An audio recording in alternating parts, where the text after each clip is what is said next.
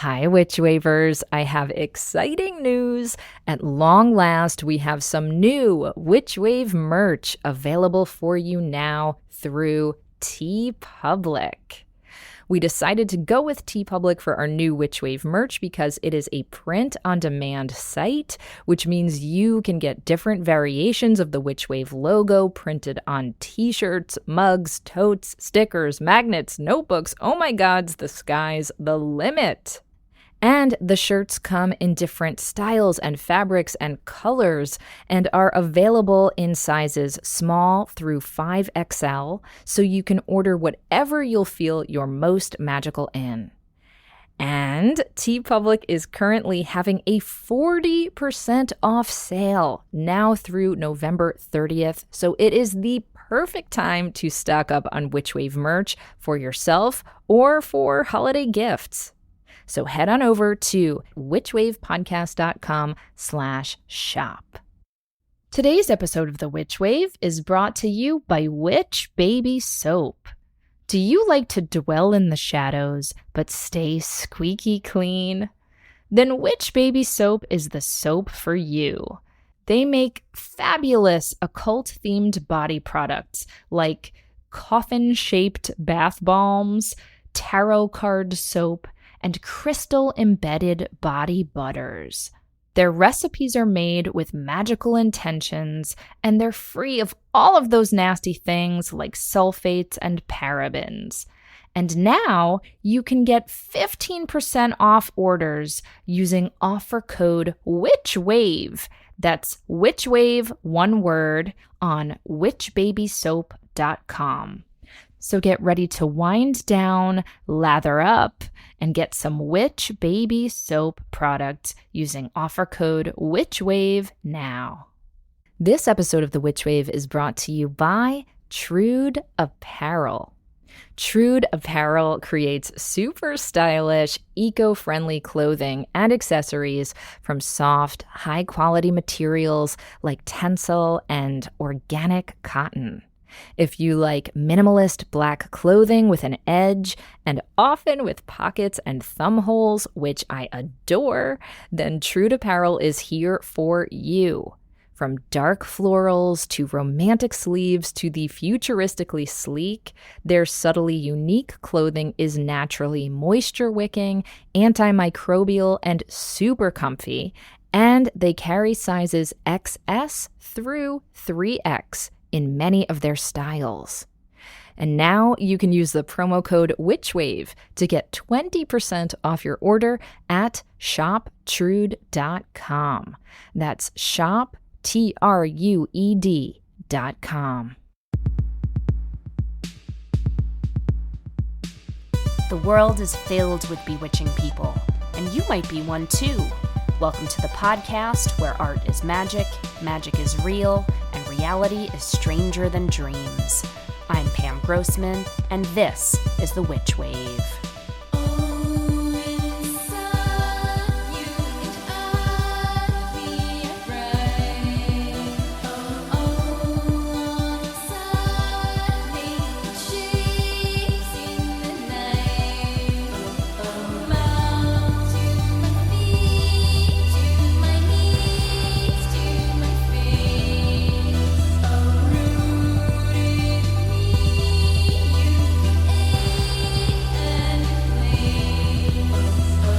Hello and welcome to The Witch Wave. Thanksgiving is almost here, and we have got a delicious episode for you today. But before I get started, I just want to acknowledge that I realize that people have all sorts of complicated feelings about this holiday, and I'm not just talking about family stress, although that can be very real and very complicated too. But I'm specifically talking about the history of America and the indigenous people whose land was stolen and lives were stolen to found this nation. So I just wanted to give a quick reminder once again that this holiday is a perfect time to make an offering of acknowledgement and reparation to an Indigenous organization of your choosing. I am a monthly donor to the Mannahatta Fund, that's mannahattafund.org, which helps the living descendants of the original occupants of my home here in New York by supporting the American Indian Community House here in New York City. So I recommend that you also donate to them or to an equivalent nonprofit doing similar work in your area. That said, I also believe that humans are capable of living thoughtfully with multiple truths, and Thanksgiving is also a time of gratitude and abundance and generosity. And though it is a highly fraught holiday for many reasons, there's also a lot of pleasure and magic to be found during it and to be made during it if we choose to open ourselves up to those possibilities. This year, I'm thinking a lot about kitchen witchery. And I'm thinking about it because when we look at the history of magical practice, so often the magic that was taught via books and scholarship and formal ceremony was practiced by men, whereas the folk magic and the magic of the home, the garden, the woods were practiced by women. And that's for obvious reasons, of course, as traditionally women, at least European women, were not given access to formal study. Many couldn't read, and they certainly weren't allowed in the libraries or the hallowed religious or academic halls of the time. Quote-unquote feminine magic was scrappy and experiential and often passed down through oral tradition, which doesn't make it any less potent. And I think there's an argument to be made for this method being even more potent in some instances, because it's about being resourceful and doing whatever works with whatever you have access to, and therefore it becoming even more personal and concentrated and infused with oneself. Witches are so often depicted with household items. We're talking cauldrons and brooms, and 15th and 16th century artists like Albrecht Dürer and Hans Baldung Green would make images of witches also using cooking forks and distaffs, the latter of which were tools used for spinning fiber. I love thinking about the everyday items, the domestic, so-called feminine objects that are so often devalued or ignored, actually being infused with secret magic. There's something radical about taking the tools of labor, of care, and in some cases, yes, of oppression, and repurposing them as sacred. Witches have agency. They make shit happen. We make shit happen. Witches take matters into their own hands and hearths and hearts. And they teach us that inspiration and transformation can be found absolutely anywhere, including our very own kitchens. It reminds me of a line that my friend Susan Aberth wrote in her book about the brilliant art witch, Leonora Carrington. Susan writes that Carrington, quote, began to develop her own notions about kitchens as magically charged spaces used to concoct potions, weave spells, prepare herbs, and conduct alchemical cooking experiments, unquote. So this Thanksgiving and beyond, as I'm cooking and eating, I'm going to try reframing my kitchen as a space of bewitching alchemy rather than just a bottomless box of chores.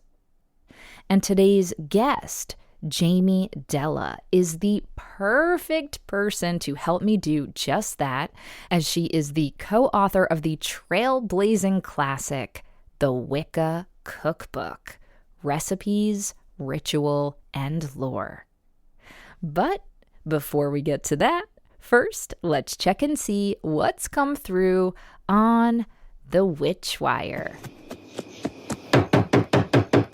Who is it? Witches. Paige writes, "Hi there. I just stumbled across your podcast while looking for more information about the craft. I love the calming energy that surrounds your podcast. I recently moved in with my mother while I wait for the market to calm the fuck down so I can buy my first house. I started getting more serious about my practice before I moved in, and I want to continue with the basics: warding, thanking nearby trees, collecting moon water, etc. However, my mom isn't a believer, and she started to embrace her Christianity more seriously. What are some subtle ways I can continue to practice without making my mother feel uncomfortable? Please note, I recently lost my job and she's letting me stay here without paying for food or rent, so I do want to repay her by being helpful and respectful. However, her doubt about the efficacy of my rituals puts a damper on things, and I don't want to upset her or lose progress in my self-discovery. Thanks for your help." Hi, Paige. Thank you so much for writing, and I'm so glad that you found the podcast and that it helps give you some chill vibes, especially around this time of year. That makes me really happy to hear. And your question stuck out for me particularly because it came during this time of year when so many of us are negotiating the family dynamics of holidays and sharing space with people who we may love, hopefully, but who we may not always see eye to eye with. And of course, you're dealing with this every day for the time being, not just on special occasions. So I can understand why, even though your mom is being so generous with you, it can also be tricky to be under the same roof, right? So here is what I'll say. First of all, I just want to remind you that your practice belongs to you. And so you really don't need to share it with her. You don't need to tell her what you're doing or give her any opportunity to weigh in on your belief system, because I know she's your mom, but her opinion really does not matter here. You're an adult, and you get to define your own relationship with spirit, just like she does in her own way. And if she asks you about your practice, you can just simply tell her that you respect her beliefs and you're not asking her to change them, and that you ask that she do the same for you. It can be as simple as that. That said, I understand that you don't want to be all up in her grill about your practice, and there are so many ways that you can still honor your inner witch while being respectful of her space. I'm assuming that you have your own room there, and so you can set up an altar in your private space or even in your closet and keep the door closed. And it sounds like you're already doing beautiful work in nature, so maybe you can just take yourself more frequently on walks and do ritual out in the woods or in a park or by a body of water. You can also do bath magic or shower magic. And what's great about this is that any evidence of it goes right down the drain or can otherwise be left outside as an offering. And in keeping with today's theme, I especially love kitchen magic because it can be pretty clandestine. No one has to know that when you're stirring your soup or baking your bread that you have used intentional magical ingredients or put blessings in the food unless you want them to. And remember, while it's wonderful to howl at the moon sometimes or chant mystical incantations, You can absolutely just visualize whatever it is you're trying to manifest using the silent but powerful force of your imagination. Witches are masters of the art of subtlety, of shape-shifting, and of subversion. So you may have to be a little crafty for the time being. But it is called witchcraft after all. I hope you find a home of your own someday soon where you can be as overt about your occult practice as you want to be. But for the time being, I think having strong boundaries about your privacy and doing respectfully subtle spell work will help you feel connected to the path while keeping the peace. Now, on to my guest. Jamie Della is the co-author of the Wicca Cookbook, which is now available in its second edition. She is also the author of 8 other books, including The Book of Spells, The Magic of Witchcraft, and she writes the Herbal Journeys column for Witches and Pagans magazine, the Writing the Magic and Homesteading the Hollows blogs, and she launched Every Last Drop, exposés on the LA Eastern Sierra Water Wars. She also offers a spellcrafting course online, bi-monthly newsletters, and leads creativity and soul collage workshops. Jamie is an ordained shamanic priestess, playwright, and potter, and she has studied magic and spirituality from around the world for more than 25 years. Her next book, A Box of Magic, a guided journey to crafting a magical life through witchcraft, ritual herbalism, and spellcrafting, will be published by Sounds True in fall of 2023. Jamie joined me from her home in the California mountains via Zoom.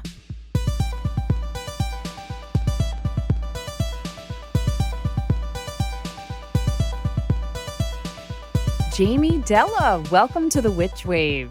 Hello, thank you so much for having me. I'm so happy to be here. I've been looking forward to talking with you for so long. This is just such a great moment for me. Oh, I'm so thrilled that you're here. And I was so happy to be reconnected with you and your work because I have had your cookbook on my shelf for years. Of course, we're talking about the Wicca Cookbook. So I am just like over the moon. I feel like I'm talking to a celebrity right now. Longevity will make that happen if you're a witch. Fabulous. It takes a while hanging out in this. Yeah, for sure. For sure. I wrote the Wicca Cookbook, Recipes, Ritual, and Lore in 1999. I was pregnant with my son, and so there was a lot of Mama Earth juice in there, a lot of love, a lot of anticipation and joy and hopefulness. And it came out in October of 2000. And it was a really hard time to be a public witch, but I loved it. I loved explaining what Wicca is. I loved explaining how we can bring magic into every day. And I love the fact that this book is still available 22 years later. That's a feat for any book, much less a book that has once a very marginalized community base. Our witches, we have risen, and there is a lot more of us than there used to be. Absolutely. And it's so thrilling to witness. And it must be really gratifying for you too. I want to just also make sure we bring in the name of your co-author. Can you talk about how the two of you worked on the book together? Tara Seefeld is my co-author for the Wicca Cookbook. She came on board as a medieval historian. She gained her PhD in early modern European history. So she was instrumental in giving us some medieval recipes and looking through all the woodcuts that we used to make sure that there was no hidden symbolism that was used to persecute women as witches. How fabulous. And am I correct that she is one of the people who introduced you to the path of the witch in the first place? Absolutely. She gave me for a Christmas present sometime in the 90s, Spiral Dance by Starhawk. Ah, classic. Right, exactly. So I began with the history or herstory of women and power of women being revered. And that was really the basis and the introduction for me to my own personal path in the craft. How fabulous. So, why did you start with writing about food and magic? Do you have some kind of culinary background that led you to do this as your first book? How did this come to be? Well, actually, I'm a Capricorn, so anything that's in front of me as work, I will take it. I had that quote, "Work is love made visible" by Khalil Gibran, and that's me. And what happened is I was working for my literary agent as her assistant, and I was diving into magic. I'd been involved for a while. My grandmother was a psychic reader, so I have always been around the spirits. And what happened is a editor was asking around different people, different agents, if they knew any writers who could write the Wicca cookbook. Oh, Yeah, so it came to me as an assignment. oh my goodness. Were you interested in cooking at all? You know it. I was into it as far as like water for chocolate. Yes. This idea that our intention is an ingredient, that to me was the genesis and the foundation of the book. I like it having this medieval foundation to stand upon, but the thread that was going through the book the entire time is bringing magic into every day, bringing that presence and awareness into your cooking and having that ingredient. So actually what happened was I wrote the pitch and my agent helped me and we sent it to the publisher. And this was originally with Kensington and they went bankrupt. Oh my goodness. The Wicked Cookbook was going to be part of the bankrupt assets. And because they hadn't completely fulfilled their part of the contract, they hadn't paid all of the advance that I was getting. I slipped out of the contract and we sold it to 10 Speed Press. Every publisher has a catalog, with all their books that are coming out that season. And it was literally the last day. It was the day of faxes. So I remember when the fax came through from the legal department saying, you may sell this book to somebody else. It was good though. It was 9 months of me worrying and trying to get it. And I felt like that's what I needed to have the courage to stand up at a Barnes and Noble and talk about Wicca when it's Mm. echoing throughout the whole store in 2000 after 9/11 happened and people were very Christian focused. And here I am. I wrote on the back of my car, "Witches heal" in Yes. soap. I'm out of the broom closet and okay, now what? Here's a question for you. You talk about how it felt a little bit nerve wracking and vulnerable to be a public witch in 1999 or in the year 2000 when this book came out. I would love to hear about the response. In the beginning of the book, you talk about how when you were workshopping it, you literally had readers in your writers group who didn't want to read the book because they were so freaked out by it. What was the response when the book actually came out into the public? One time someone walked by me actually right outside of Salem and they said, "Oh, how to cook witches," and laughed and walked off. And Oh I was, no. I wanted to chase her, like all the comments come later. One time was fabulous. I was in a Barnes and Noble and there was about 20 people in front of me and I was super scared, but I just kept using the Wheel of the Year to explain what witchcraft is and what Wicca is. I kept trying to find muggle words, mainstream words to explain something mysterious to them. In fall, we let go of what no longer serves us and we bring our energy to our core. We follow nature as a guide. People could understand that if I stayed in those kind of seasonality terms. And that's Yes. why the Wicca cookbook, the recipes are specific to the seasons. One time I had someone come in Barnes and Noble and she was a grizzly old witch and she had a big staff and she clunked in and she literally with a hair chin and all that good stuff. At one point in my book signing, she said, "What Jamie says is right. This is so much courage to do what she's doing, to stand in front of you on behalf of all the witches, and nobody here is going to make her afraid. I'm going to stand here for her, and you aren't going to put her down." And I just stood there. I was so like, it was like we had hired her or something as my witchy bodyguard. Ah, And it kind of gave me that awareness of like, not everyone's going to understand you. but there's going to be somebody out there, and you're doing this for that Yes. person. And I'm sure that crone bodyguard was so thrilled to have you out in public, holding the light, being yourself, spreading the magic of this path. And it's only growing and growing. So, what a wonderful story. I want to get a sense of your upbringing, if that's okay. I mean, growing up in a Republican area in California, I'm curious how you found your way to this path. You describe yourself as a Chicana witch. And so I'd love to also hear about your family and how encouraging or discouraging they may have been of you following your own magic. My grandmother, my mother's mother, crossed the month before I was born. So she crossed actually this week. This is always a very powerful week for me in November. My mom was only 19, and then I was born December 23rd. Mm, I always had like a Grandma Coco, the Disney movie. I always sure. had this connection to the spirit world. She was always there. This ability to speak with my grandmother is very commonplace.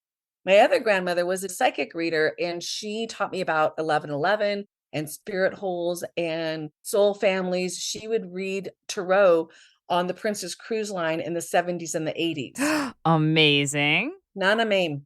She would wear muumuus that had animal prints and more jewelry than Frida Kahlo. And she wore Gina Tay perfume and drove a Mercedes. So I was always around this psychic and spirituality. And then I was raised actually in the Christian Science faith. So I had a grandmother, Coco. I had a psychic grandmother, and I had this Christian Science faith. My mom is a Leo, bless her heart, who would say to me, I was born on the cusp of Sagittarius and Capricorn, and she thought Sag would be more fun. She's a Leo. She would read me the astrological, see, you're a wanderer, you're a philosopher. And I'm like, why do I just want to work all day? What's the matter with me? Mm, Yes. your Capricorn was there, wanting to be seen, wanting to be acknowledged. In the year of the goat, I'm a double Capricorn in the year of the goat. I really just want to climb hills. Wow. Jamie, let me actually interject there and bring up a phrase that you used in an Instagram post recently, which is you say, quote, that you have always felt the pull to heal the terra psychology where you grew up. And that phrase terrapsychology is so intriguing to me. And because you eventually felt pulled towards these more earth based witchcraft traditions, I'd love to hear also how you're incorporating this notion of terrapsychology into your magical worldview. Thank you.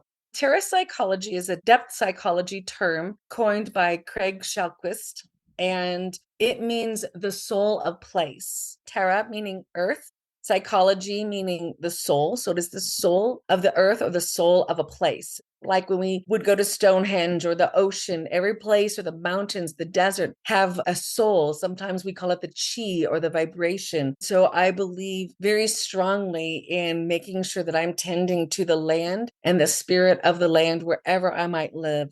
And where I grew up, there was a lot of dissension between the Spanish colonizers and the first people, and that my family played a role on both sides of that. And that is why I've always been very interested in terrapsychology. My ancestors, my family had been there from 1769 is when they arrived. And they were, unfortunately, the Spanish colonist who had come and established the mission system in California. They were in the army and eventually became the first rancho owners of Orange County. So they owned the first land grant that was granted to them in 1810. Wow. Yeah. So where I grew up the hill from me, like literally a block, a great grandfather had built the first olive grove because olives were something that the Europeans brought over because you would have the oil for cooking, the oil for heating, and the fruit for eating, and the Mm. shade. Mm. Yeah, so I went to Olive Elementary School. This was a school that had been built in the early 1900s,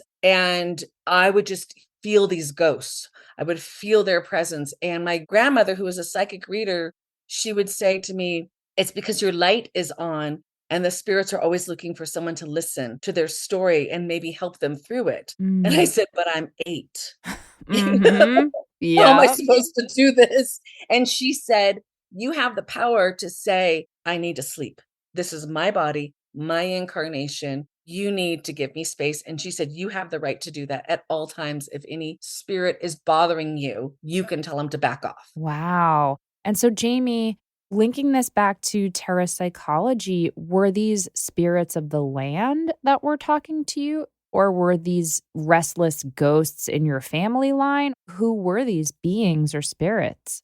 I feel like it was both. Mm, Because, like I said, I grew up in this place. There was a hill, there was a river that bent around it. It was kind of like the elbow of the river. And I could feel La Llorona, the spirit of the river.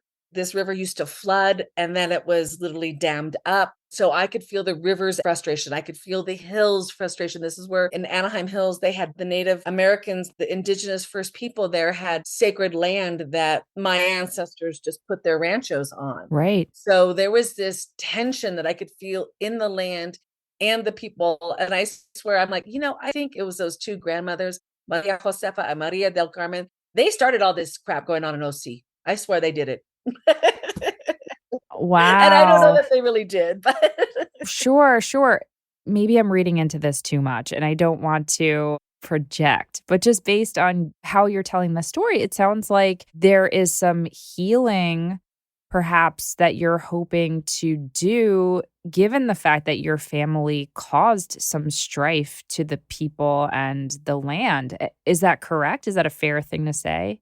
I mean, I don't think anyone can really handle all that kind of energy, but at the same time, I will do my part. So, for example, when my son Kobe was born, I took the placenta and I planted it under an aloe vera plant because that way we could continue to have the babies because you could propagate aloe.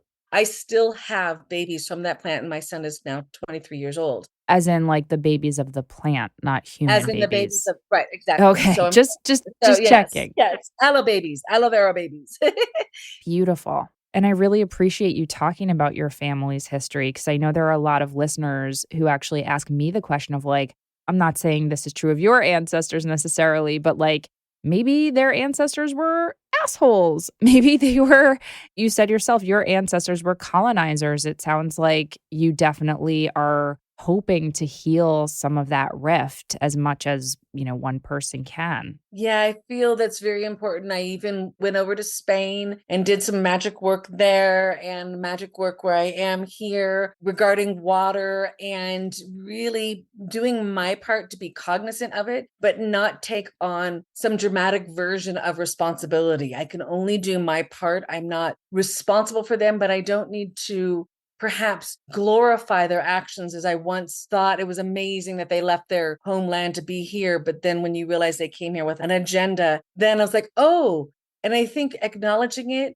and doing your part to recognize it, but you don't have to carry the pain. You're not responsible for carrying that, but seeing it and doing what you can in your lifetime to heal it and to bring calm and peace. And I do believe recognizing it, just like anybody, when you're hurt, when someone sees your pain, it helps.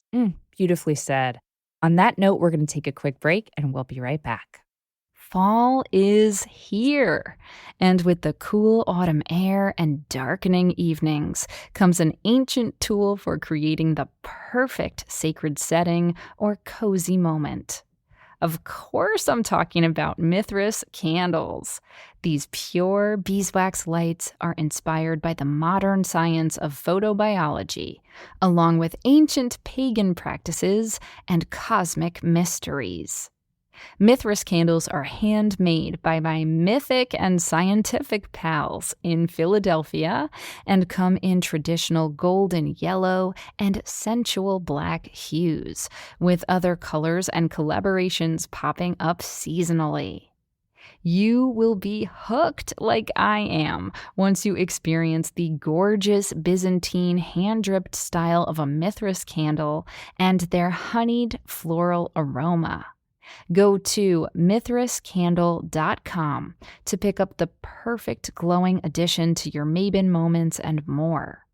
And best of all, Witchwave listeners get 18% off their first order by using offer code WITCH at checkout. That's offer code WITCH at M as in magic, ITHRAS candle.com. And now, a word from our sponsor, BetterHelp. Now, look, I'm an air sign with anxiety, so I confess I'm sometimes stuck in my head and focused on stress and problems more than I'd like. But in addition to witchcraft, I have found therapy to be incredibly supportive because it helps me focus on solutions when I'm faced with a problem rather than just staying stuck in this feedback loop of focusing on what's hard.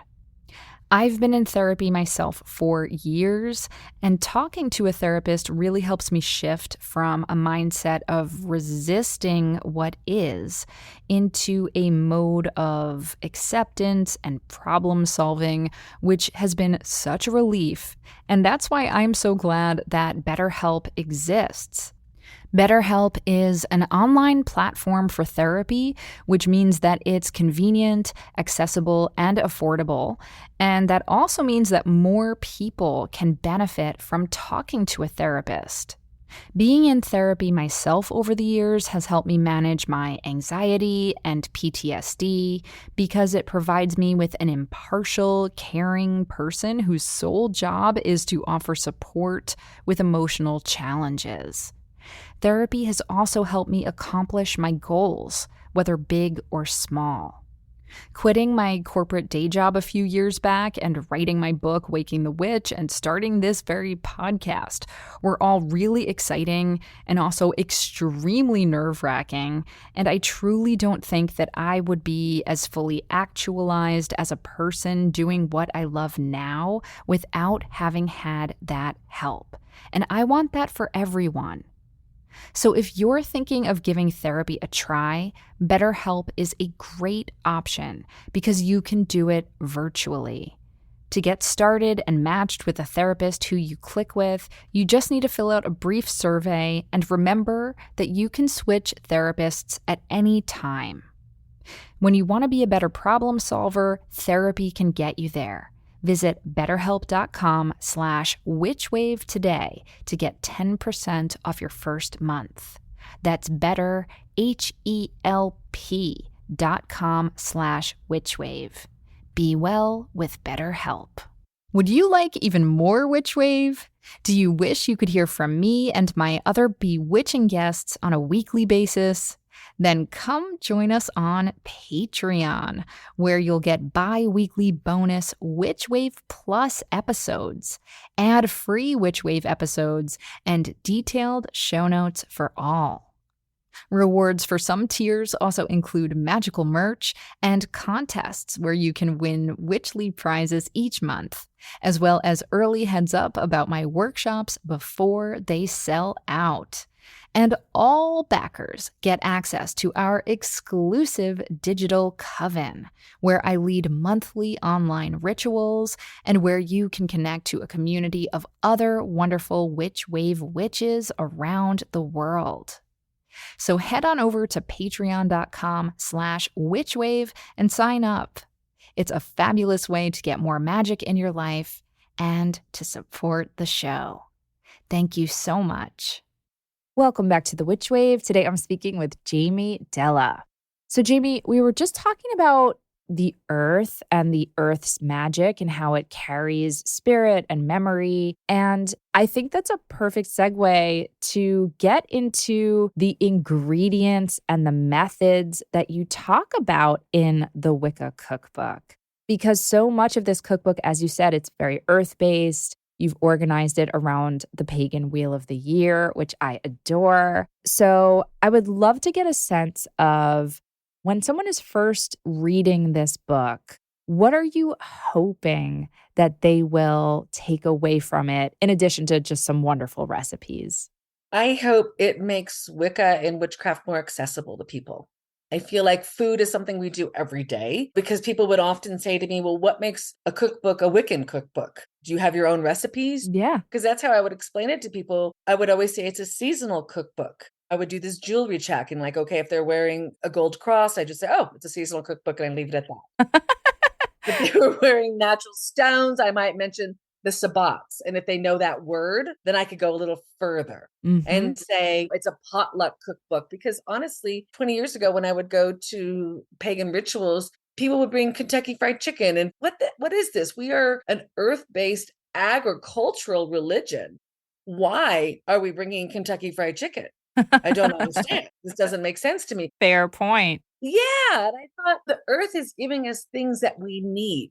For example, sage right now is garden sage, not white sage. Garden sage that we cook with, a culinary herb, is in abundant supply because this is an herb that we need to help us with uplifting our spirit during winter. The earth gives us everything we need if we eat it in season. So that to me was always really important, was not only making Wicca and witchcraft more accessible to people who might be afraid of it through this commonality of eating, but also remind us that Wicca, witchcraft, all these ways of living are really about following nature as a guide, at least my version, right? We can only write from our perspective. Yes, yes. So you write in the book, quote, when cooking is combined with a ceremonial significance, it transforms an ordinary task into an extraordinary connection with the divine source.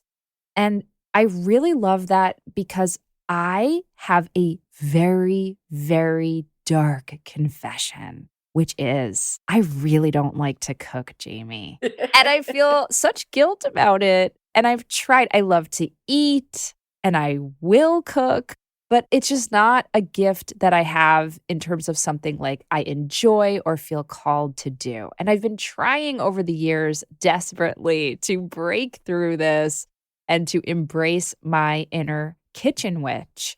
When I think about cooking as some kind of a magical practice, though, suddenly something unlocks in me. And I'm like, wait a second, this is ceremonial. This is ritualistic. And so reading those words helped shift my perspective a lot. So thank you so much for that. Absolutely. I thought it was so funny because my mom is such a feminist. I was raised as such a feminist, and it felt so subservient and demeaning. I don't know why, to be like relegated to the kitchen as if I couldn't go anywhere else, right? My generation is the generation that really fought back and really enforced working moms. It made me feel like I was going backwards until when I'm stirring my spoon, I realize I'm going Diosil. Okay, now I'm going Widdershins. Okay, now I can do the pentacle in my cookie dough.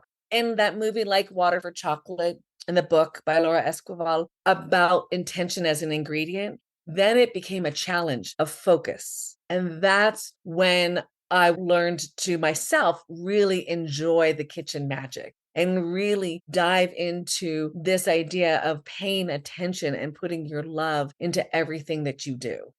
Yes, I love that so much. And really infusing your own intention and your own magic into every gesture, not just the ingredients, but like you said, what direction are you stirring the brew, the cauldron, if you will? Or what tools are you using? And that's another part of the intro to this book I love. You talk about consecrating your kitchen and your stove and your utensils. And I'd love to hear you expand on that a little bit. Yeah, I like to, whenever I had an herb garden, and I will bless either through smoke or fire or incense, my tools, my scissors, my kitchen scissors, if I'm going to go cut some herbs.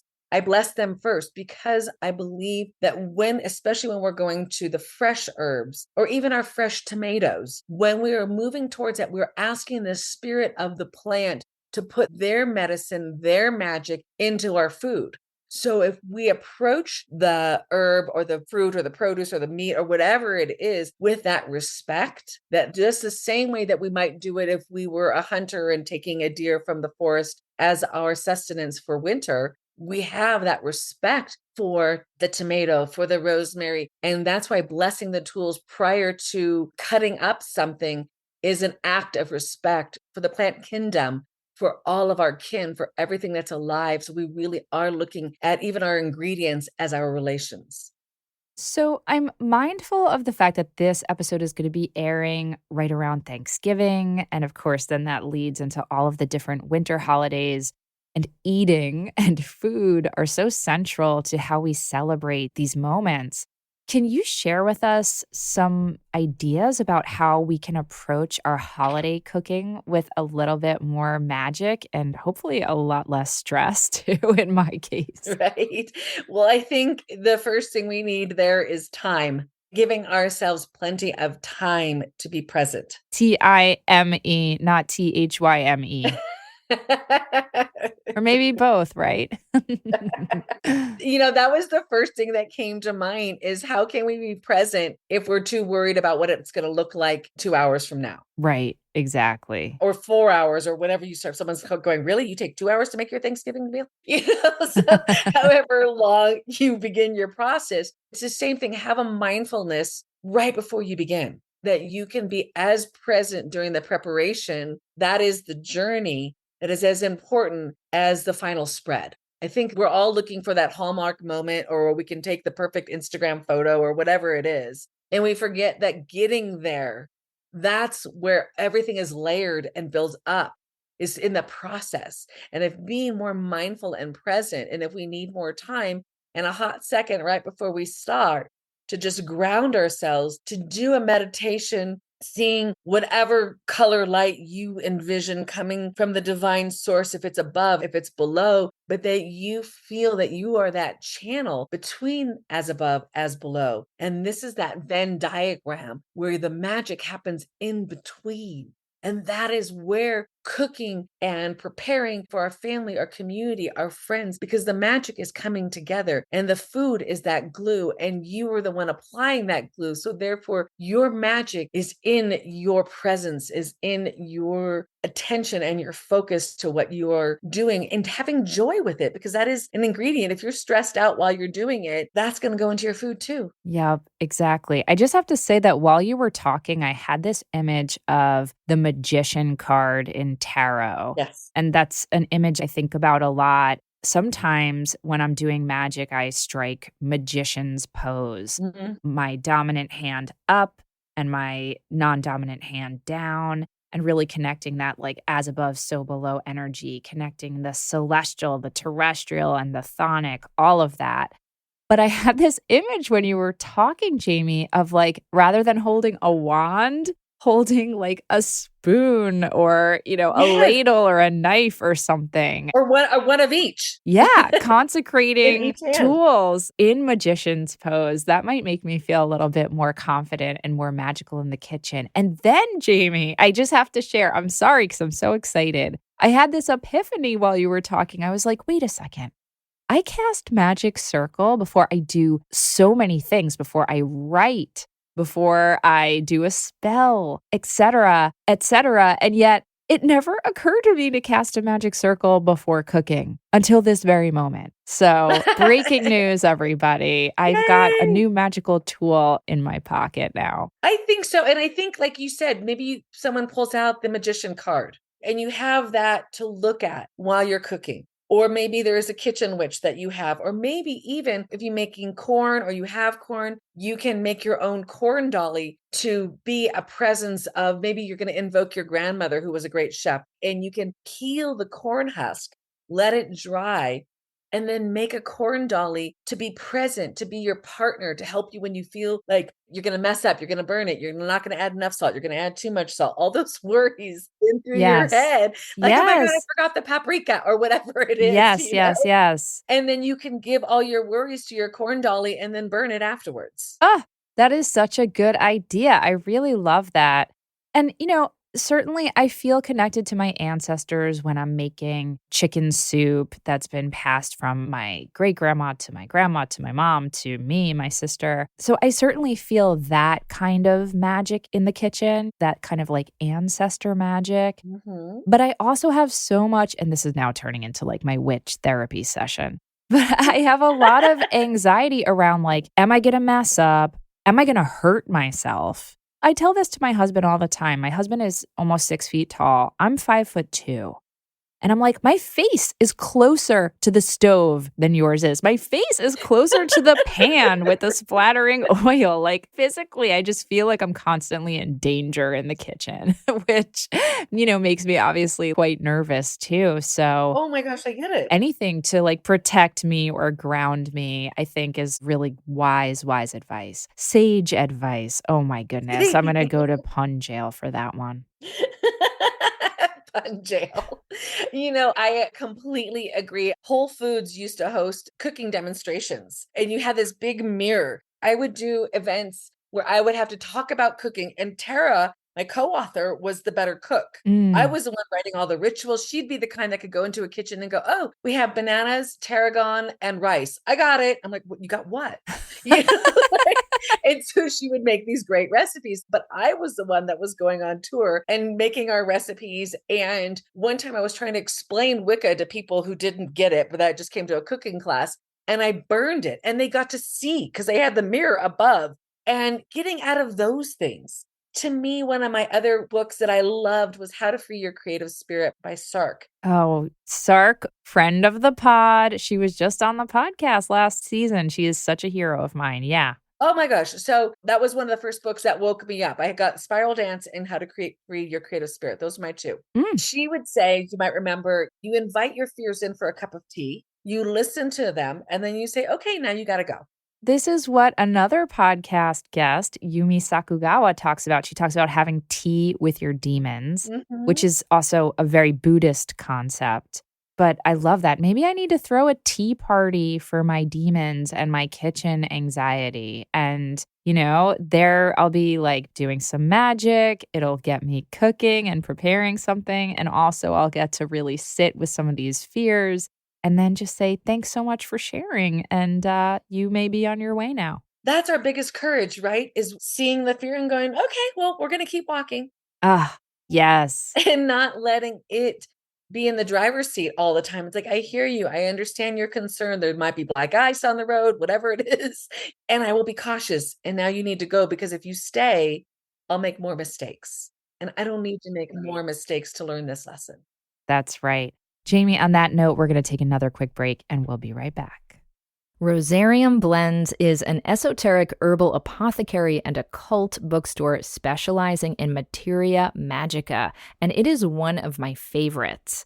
They make their own ritual incense, which I often use myself during my rituals.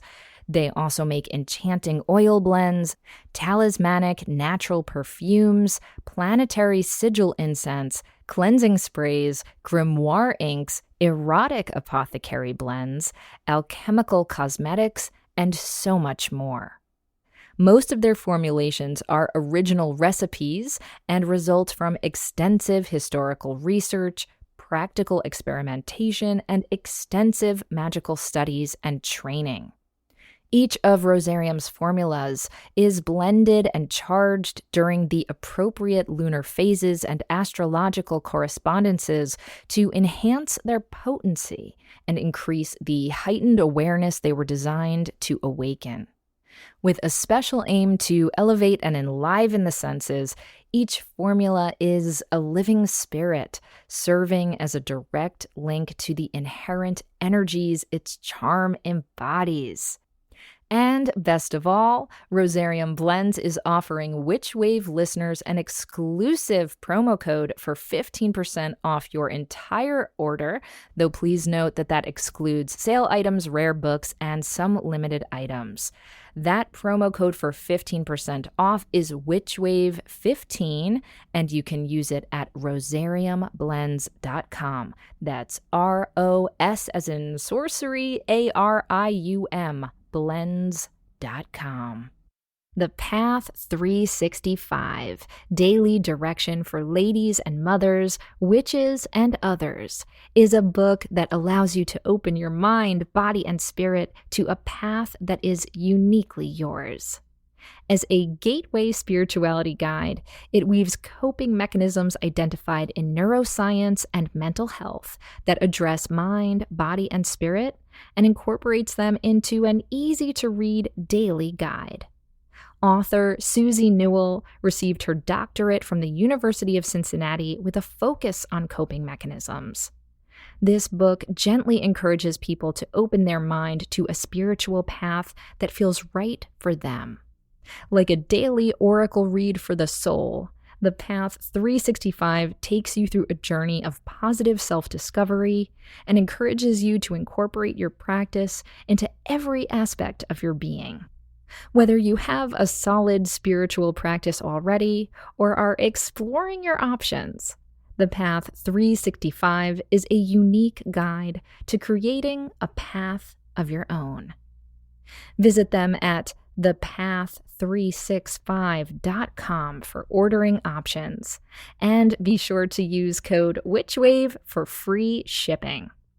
And you can give the Path 365 a follow on your favorite social media platform. We are all in this thing together. Create a path that works for you. Welcome back to the Witch Wave. Today I'm speaking with Jamie Della. So Jamie, we're talking about your gorgeous book, The Wicca Cookbook, Recipes, Ritual, and Lore. And we've touched on some rituals. I'd love to hear even more about why you chose to incorporate rituals into this cookbook, and really anything else you want to make sure that people know about this book, especially in light of the fact that a lot of us are going to be doing more cooking over the next, 6 weeks or so. Absolutely. I made the cookbook with the way I created it was, as you said, on the Wheel of the Year, but I was very specific about making it more potluck. There was main dishes and side dishes, drinks and desserts, and a bread because I'm a bread hoe and I love my bread. So I thought there should be a different bread for every Sabbat. That was something that I did in honor of my bread. But the ritual for each, not only are there seasonal recipes, so the thing that you would be bringing for your holidays would be something that was in season, but also that there would be a ritual that had to do with the season that you could bring as well, that you could do with your family, that you could maybe do with your coven, whatever it is, however you want to incorporate it, so that they would be more bringing the magic into a visceral sense. I believe that ritual, when we do ritual, we really embody the magic and it doesn't stay in our heads, but lives in us. And I think that's a very important aspect of witchcraft, is that it's a living tradition where we learn by doing and by embodying the magic. And that ritual really brings in the message of the moment. And that is, as we go into these darker times and literally we lose light. I live at 7,000 feet elevation. The sun is setting at 3:30 now behind the mountains. Wow. By winter solstice, it sets at 2:30. What? Yes, Oh I my get a lot of goodness. time to myself. Yeah. Me, myself, and I, we can hang out. So, so those rituals really bring you into, okay, this is the time for me to sit with my quiet self, to sit in the womb space. And when I include the lore is having some recipes that are old. My Mexican grandfather's tamale making recipe. My auntie had to teach me, she would give me recipes like, oh, brown the flour. I was like, how do you brown flour? And she goes, how do you not know? I'm like, no one taught me. You know?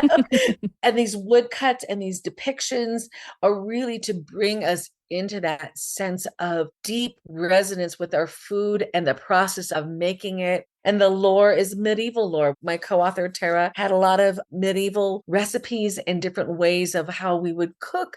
And it was always seasonal because that's all they had, right? Mm-hmm. There was no eco-friendly. That was their life. And I wanted to just kind of bring that back in. Yeah, everything was organic back then, right? Yeah. Local eating, such a trend from medieval times. So I really love how in the book you write, quote, cook not only to satisfy hunger, but also to quench the thirsty soul that is searching for comfort. And one of the things that gives me comfort is linking the ingredients of my food to their energy and also to magic and mythology. And I had another kind of light bulb moment when I was reading through this book where you talk about this time of year eating vegetables that grow underground, like carrots and root vegetables. And it's like, clearly, yes, that's what's in season, but you link it to this idea of Persephone and different gods and goddesses that are said to go underground during this time of year. And I was like, of course. And it made me more excited about eating these root vegetables. I'm like, ooh, they're underworld vegetables. Exactly, like my yam enchiladas, and that's something that's been like, oh, I never thought about. And then other thing is with recipes, and if you don't have yams but you have sweet potatoes, that works. Mm-hmm. These are all a starting off point. This is hopefully to inspire. You might decide, I really like cardamom better than cinnamon, or I prefer allspice, or whatever it is. And those root vegetables, that's another guide. We're going into ourselves. We're going into, again, that womb space, that dark space, the void before all creation. And if we are Mm. eating those vegetables, that they are literally born in that darkness, Mm. we can learn to be a ray of darkness as much as we are a ray of light. Exactly. I didn't know carrots could be so gothy, but there we go. I am into it, my friend. So I'm curious, are there any recipes or ingredients that you feel called to, I don't know, recommend that we start cooking with more around this time of year, in addition to, of course, our dark rays of roots? You know what? I have a CSA box that we get here because I live in the mountains and so we can't grow anything here. So we get a community supported agriculture. So that is a collective of farmers who bring their produce together under one name, and Tally Farms is ours, and it comes from San Luis Obispo and comes over the Eastern Sierra so that we get this fresh produce. And right now, that's what we have are yams. I have 6 yams I got to figure out something to do with. And I can't wait to make my yam enchilada because it is so good. I just need to find a cashew cheese. That's Oh, it that I can make that with because I'm lactose intolerant. So I'm like, okay, we got to figure something out. there you go. Yeah, but I think that's the other thing there's so many new things that are available now, like cashew cheese. That's so cool. Exactly, exactly. You can have a vegan Imbolc, which is Yeah, the pagan holiday of dairy, essentially. I know. Yeah, exactly. I'll just stick to the lights. So, Jamie, as we're entering this darker part of the wheel of the year, what are some maybe spices or ingredients that you recommend that we incorporate into our recipes from a magical perspective? Well, I really love ginger as one of the profound herbs to help us at this time because of two different reasons. Because whatever an herb or a spice or any magical thing can do on our physical body, it also works the same on our spiritual sense. So, in other words, ginger is warming. So, we need that during the colder months. It also helps us fight any nauseousness. So it keeps us centered when fears come in during darker months. Those things are the things that it does to our physical body, but it also helps our mental state and our spiritual state. And I'm also engaging in with my cousin Elise, who runs Oshala Farm, a magical wellness kit. And we're going to be working with herbs one at a time, simples. The first one we're going to be working with is garden sage because it's uplifting. So teas and learning about Tulsi. Tulsi tea is so fabulous. So in Mm. bringing any of these herbs that will give you the sense of warmth and comfort and being able to stay centered in yourself, those are the magic that we bring in now because that's the magic that we need as the season turns colder and the days are shorter, the nights are longer. Mm, gorgeous. I love Tulsi tea, and you're reminding me I have to go get some more because I think I'm out. So thank Then you I for will have that. to send you some. How fabulous. How fabulous. Well, now I'm very intrigued by these magical spell boxes. Is that what you were calling them, Jamie? They're magical wellness kits because I have Mm. always, again, believed in the seasonality. And my cousin and I, we were raised for Halloween together. She is an organic, regenerative, sustainable mom and pop, the largest independent herb farmers in our nation. She's up in Oregon. They have 80 different kinds of herbs. I believe so strong in the life force. And when we're doing our magic and we go get our herbs from a botanica or anywhere that like the jar is covered in dust. And I understand that if you have a connection with rosemary, you can connect to her no matter how old it is. But if you're new, it's nice to start with herbs that are literally still pulsing with their life force. So Yes. I believe farm direct. Nobody even knows or thinks about that. We think about our farm direct carrots, our farm direct yams, our farm direct even ginger, but not so much our farm direct nettles or tulsi. We're happy to go and get it distributed, which is fine, but it lives in a distribution center for 2 years then. The Right. tulsi I get was picked a month ago. That kind Ooh. of a thing. Ooh, I'm gonna have to get some. Oh, I'm so excited, Jamie. Well, I think that that is a good place for us to, sadly for me, because I'm having so much fun, start to wind down, which is asking you, how can people get these amazing kits from you? And of course, how can people connect with you and your magic and your books from here on out as well? Oh, thank you so much. This was so much fun. I am Jamie Della, Jamie, Della, Della.com. You can find the magical wellness kits, and it's going to come with a witchcraft as wellness zine. You'll get a bulk herb, dried herbs, an herbal product, a candle, and this zine to tell you the different rituals and the different ways to connect with these plant allies through what I call ritual herbalism. Mm. And I'm also on Instagram and Facebook. The books you can get on Amazon, bookshop.org. Anywhere books are sold, you can always ask for them. That's always really helpful when you go to your local bookshop and you ask for a book and let them order it and maybe even wait for it to come in. But it really helps the independent shops and it really helps the authors. Absolutely. And Jamie, I just want to thank you not only for coming on the show, but being so gracious in indulging me in talking about your first book, which I understand has been released in new editions and so on. You do have 8 other books. And so I want to make sure that we emphasize that for people. And I just had such a hankering and a hunger, shall we say, to talk about food magic with you just because of this time of year and because I'm such a fangirl of your cookbook. But absolutely everyone should check out your other 8 books too, of course, of course. Well, that's one thing I need to say too. The Wicca Cookbook was written under Jamie Wood, and I changed my name to Jamie Della, which was always my middle name and my grandmother's name. And so when I divorced my ex, I dropped all the patriarchy. So you'll find me under Jamie Wood and Jamie Della. I am Jamie Della now. It means of the. So I am always becoming, always evolving.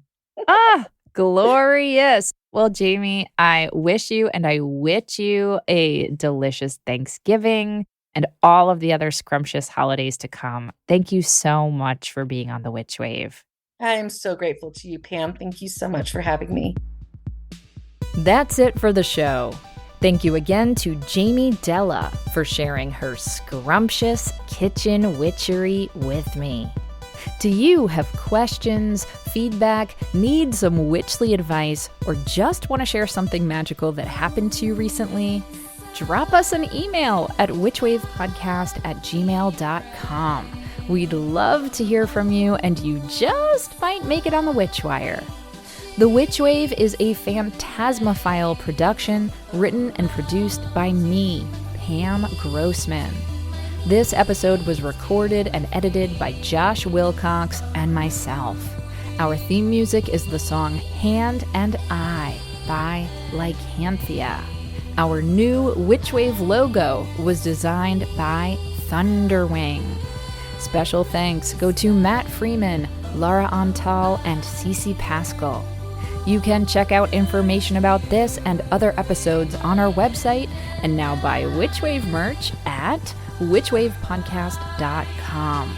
Please subscribe to us on your favorite podcast app and give us lots and lots of sparkly stars. It really, truly makes a difference and helps other people find the show. You can follow us on Twitter, Instagram, and Facebook at WitchWavePod, and you can check out my witch emoji for iPhone by going to witchemoji.com or downloading it in the App Store. Please consider ordering my book, Witchcraft, and or picking up my book, Waking the Witch, which are both available everywhere now. And if you want more Witch Wave or you would just like to support the show, please join us over on Patreon. That's patreon.com/witchwave. Thank you so much for listening. Witches are the future. I'll catch you next time on The Witch Wave.